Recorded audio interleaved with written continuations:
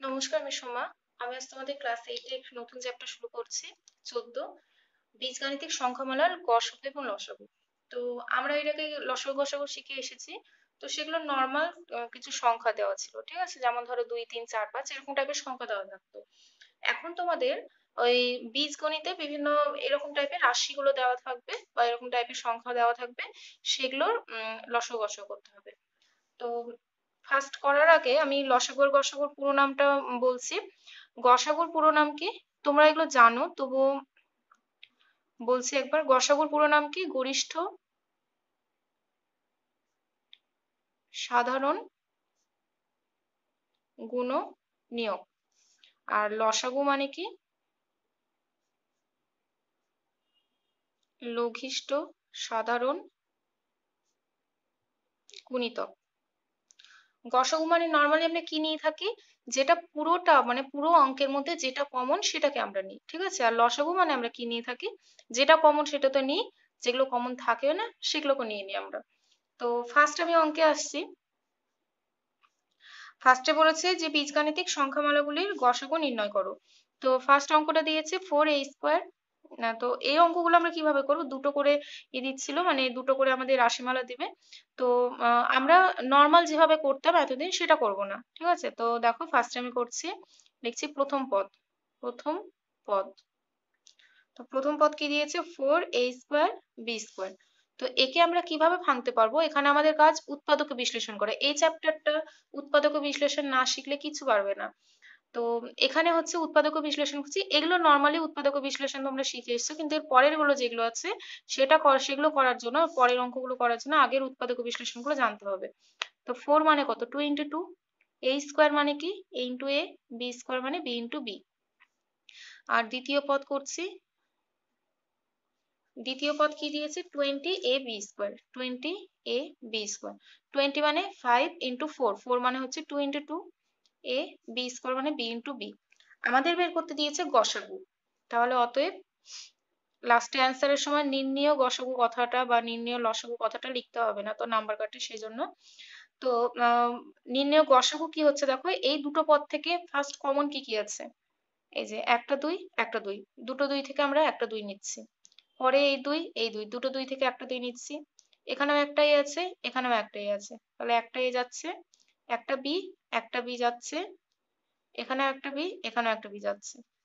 আর দেখো 5 উপরেরটাতে নাই, আর উপরেরটাতে একটা এক্সট্রা এ আছে, নিচেরটাতে একটা কম এ আছে, তো সেই জন্য ওগুলো বাদ। তো 2 2 4। আর এখানে হচ্ছে ab²। এই গেল অ্যান্সার। যেগুলো এরকম টাইপের ছোট দেওয়া থাকে সেগুলো দেখে অ্যান্সার করা যায়, কিন্তু বড়গুলো যখন করব তার জন্য এই নিয়মগুলো শিখতে হয়। এবার সেকেন্ড যে অঙ্কটা আছে, সেকেন্ড অঙ্কটা দিয়েছে এটা। তো তিনটে পদ দিয়েছে এখানে, ঠিক আছে? তো আমি প্রথম পদ, দ্বিতীয় পদ, তৃতীয় পদ লিখবো।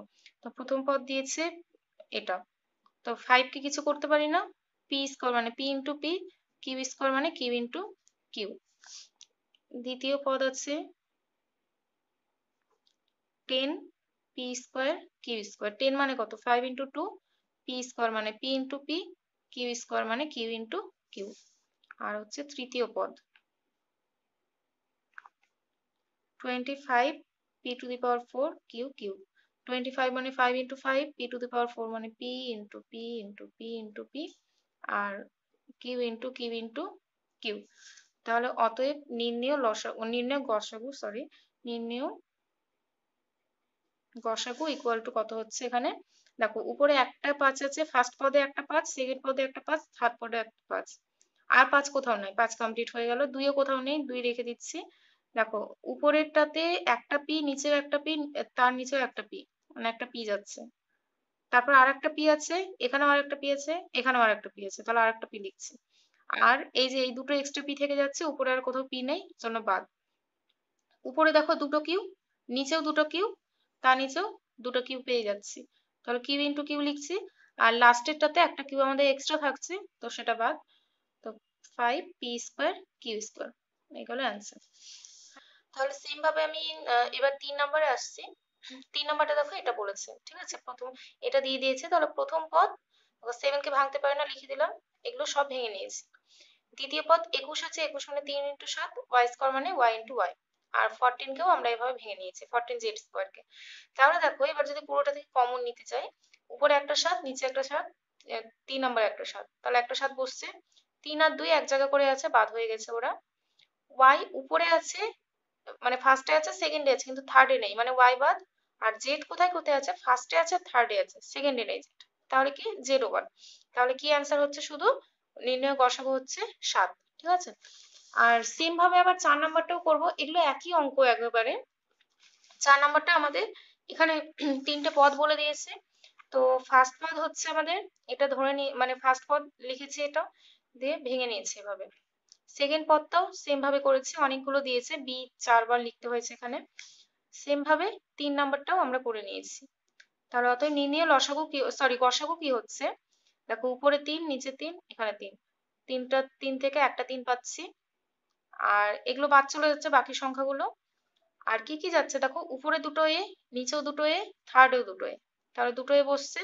আর উপরে দুটো বি, সেকেন্ডে দুটো বি, থার্ডেও দুটো, তাহলে দুটো বি বসছে। আর সি যে আছে, সি কোথায় কোথায় আছে, ফার্স্টে আর সেকেন্ডে, থার্ডে কিন্তু সি নেই, তাহলে সি এমনি বাদ যাচ্ছে গসাগুতে। তাহলে এই হচ্ছে আমাদের নির্ণয় গসাগু কত, 3a²b², ঠিক আছে। তো এটা হলো আমাদের গসাগু। এরপরে আমি আসছি লসাগুতে। তো লসাগুটা আমরা কিভাবে করব, সেম ভাবে লিখবো যে প্রথম পদ দিয়েছে 2x² y³ তাহলে 2x² মানে x ইন্টু এক্স, y³ মানে y into y into y। আর দ্বিতীয় পদ করব, দ্বিতীয় পদ কি দিয়েছে 10x³ y, তাহলে 10 মানে 2 ইন্টু 5, x³ মানে x into x into x আর y। এবার কি করছি, তাহলে অতএব নির্ণয় লসাগু ইকুয়াল টু, এবার লসাগু আমরা কি করব, যা কমন যাবে সেটা তো ভালো, আর যেটা না যাবে সেটাকেও নিব, মানে কিছু বাদ যাবে না। দুটো 2 থেকে একটা 2 যাচ্ছে, 5 উপরে নেই কিন্তু 5টাকে তাও নিচ্ছি, দুটো x নিচেও দুটো x হয়ে গেল। এগুলো ছোট ছোট আবার মার্ক করে দিতে পারো তাহলে সুবিধা হয়।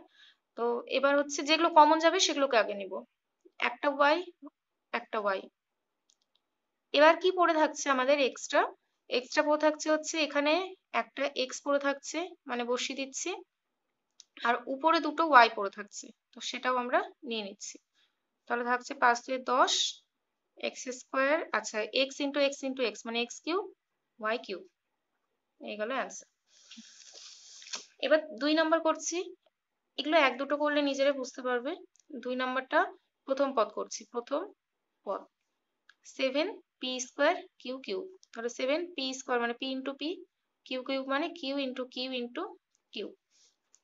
দ্বিতীয় পদ 35p³ q, তাহলে 35 মানে 5 into 7, p into p into p into q। আর তৃতীয় পদ করছি,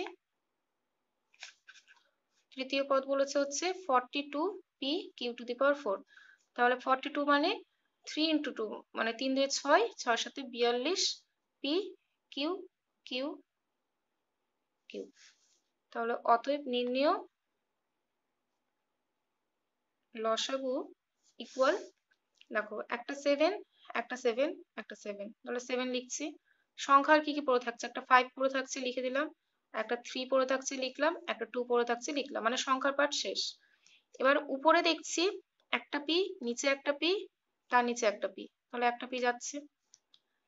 আর কিউটা দেখি, উপরে হচ্ছে একটা কিউ নিচ্ছি উপর থেকে, সেকেন্ড থেকে একটা কিউ, থার্ড থেকেও একটা কিউ, কিউটাও হলো।